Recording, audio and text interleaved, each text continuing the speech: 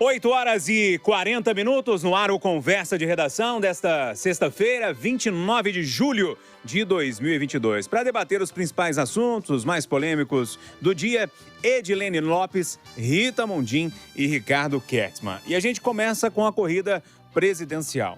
Pesquisa Datafolha apontou que 71% dos eleitores dizem estar totalmente decididos sobre o voto para presidente. 28% declararam que ainda podem mudar.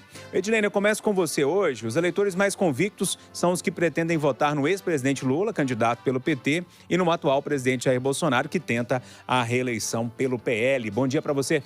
Bom dia, Júnior. Bom dia aos debatedores. Essa pesquisa mostrou uma vantagem mais larga, diferente do que tem mostrado as outras, embora as outras também tenham apontado uma vantagem que não é reconhecida pelos eleitores do presidente Jair Bolsonaro, que acreditam que ele tenha mais votos do que, de fato, as pesquisas apontam que ele tenha. De acordo com essa pesquisa do Datafolha, Lula alcançou 52% das intenções de votos válidos e o presidente Jair Bolsonaro tem 32%. O vácuo aí de pessoas que não estão totalmente decididas é de 28%, ou seja, se o presidente Jair Bolsonaro consegue conquistar todos esses votos, ainda há uma possibilidade para ele trabalhando com os números dessa pesquisa. E considerando que também nesse levantamento, Ciro Gomes tem 9% dos votos. Serão votos muito disputados e são esses o que o presidente e o ex-presidente vão disputar a unha para tentar levar essa eleição de 2022. Com esse resultado que o Datafolha mostra, o ex-presidente Lula ganharia as eleições ainda no primeiro turno. E se não houver candidatos competitivos suficientes nesse bolo que se chama de terceira via, de fato, essa eleição pode ser decidida no primeiro turno por aquele que tiver mais vantagem. E se esse estiver sendo um retrato fiel, e é um retrato de momento, porque é um retrato de agora, e a campanha vai começar só a partir do mês que vem, então, de fato, esses votos terão que ser disputados um a um, porque serão decisivos para o resultado dessas eleições. Júnior. Pois é. Ô, Ricardo, alguns dados a mais aqui dessa pesquisa, até para te dar argumento aí. Os eleitores de Ciro Gomes, do PDT, de Simone Tebet, do MDB, que, quando comparado, não são muitos, porque o Ciro tem aí na faixa de 8%, 9% e a Simone Tebet na faixa de 2%. Mais ou menos 10%, né, do eleitorado que vai votar, né? Os eleitores desses dois candidatos demonstram ainda que podem trocar de candidato. Entre os que escolhem Ciro, 34% afirmam estar totalmente decididos e 65% podem mudar. Dá uma margem grande aí. Entre os eleitores de Tebet, esses números são de 39%, né, para quem está decidido a votar, e 59% para quem pode mudar o voto. Bom dia para você. Bom dia, Júnior. Bom dia, amigos Itatiaia. Pois é, o que tudo indica, o eleitor está mesmo decidido, né? Entre o ex-presidente Lula e o presidente Bolsonaro. Para o desespero de quem gostaria de ver renovação, de ver novos ares na política brasileira. Esse número que você acabou de dizer, o que as pesquisas falam sobre o Ciro, sobre a Simone, sobre outros candidatos ou pré-candidatos que tentaram ensaiar ser uma opção da terceira via, ninguém nunca decolou. As últimas pesquisas, Júnior, como a Edilene acabou de falar para a gente, e eu falo aqui também de todas as últimas pesquisas dos 3 últimos meses, pelo menos, elas mostram resultados muito parecidos, né?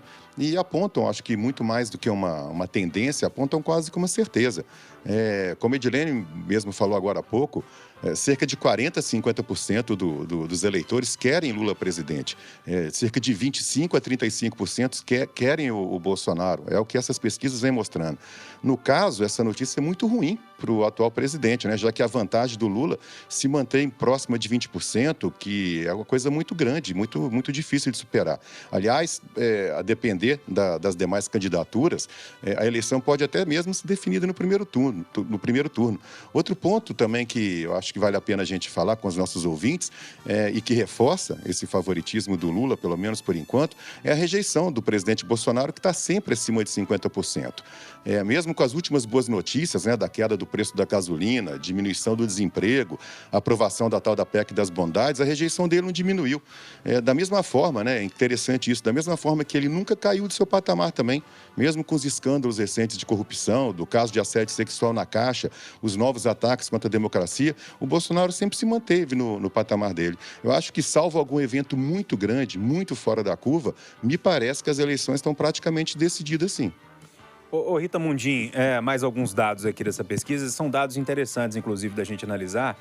Então, para resumir essa história, 71% dos eleitores, né, das pessoas que vão votar, dizem que já estão com o voto decidido. Não vão mudar e está tudo certo. Apenas 28%, quase 30%, então, que declararam, olha, dependendo dos ventos aí, eu posso mudar o meu voto. Bom dia para você.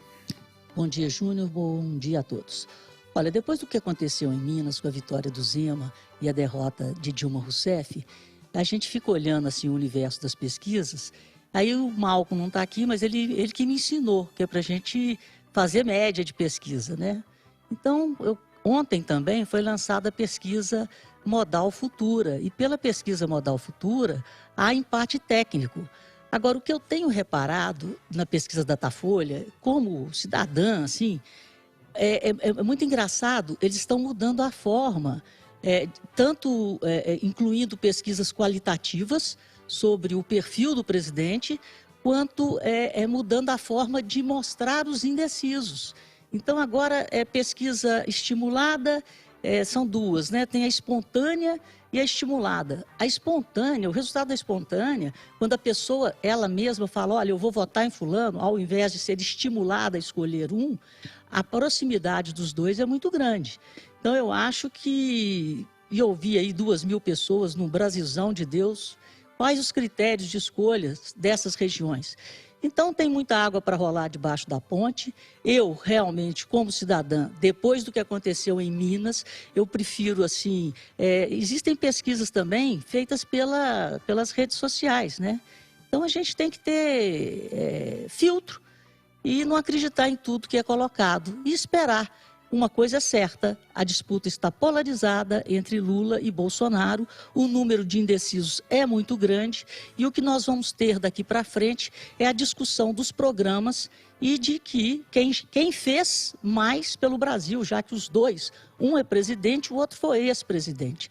Então, como foi, né, o mandato de um, como está sendo o mandato de outro, essas diferenças serão colocadas na mesa. E a gente vai ver, em termos de gestão, qual foi a gestão e qual está sendo a gestão mais eficiente em prol da sociedade. E que os programas sejam o foco dessas discussões e dessa disputa.